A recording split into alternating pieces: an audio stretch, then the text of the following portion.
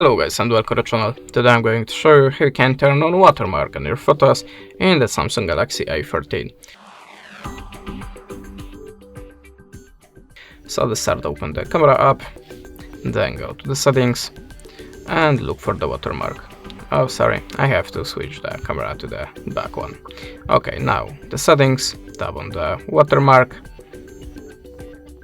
and now just use that little switcher to turn it on. Choose the model date, model name or date and time, and just take your photo. And the watermark should appear in the left bottom corner, I think. Sorry, this phone's working extremely slow.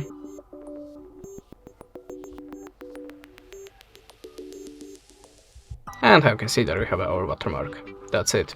Thanks for watching, leave us a subscribe and a comment, and goodbye.